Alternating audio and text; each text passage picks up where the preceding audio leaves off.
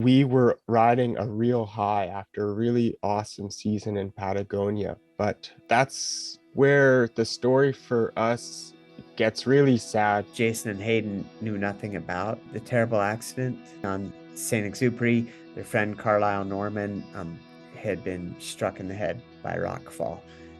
They were all friends, like the two parties the night before going on their missions. They had shared time together, joking and laughing in the tent, and they both went on their respective adventures. Carlisle was gravely injured. Her partner had no choice but to leave her there and go down and try to get help. All this happened while Jason and Hayden were up on the Southeast Ridge.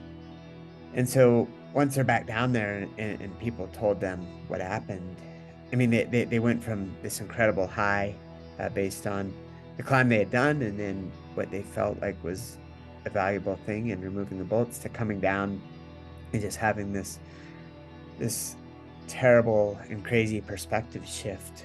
By all accounts, talking to several people who were there at the time, uh, you know, the climb didn't matter to them at all. Everybody was devastated. I talked to one person who was among that crew who summarized their reactions, and he said that they were ready to go from minute one.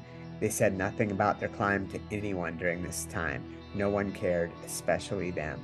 We had to tell them to get sleep and eat because we might need them later. Hayden was just kind of amped up, like, we got to go, we got to get a rescue going. You know, this is the moment he got down after all of they had done on Cerro Torre.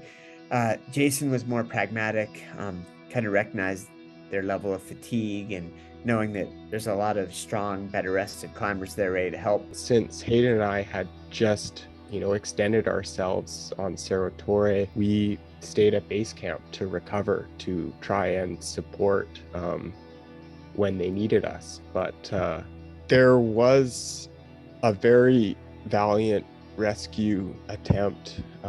Rolo, Colin Haley, Jorge Ackerman, and a Spanish climber and nurse named Pep were on the lead team, and there was at least 8 or 10 other exceptionally proficient folks on sort of the second wave. It was those 4 guys that tried to climb up to her, but they weren't able to reach her that night.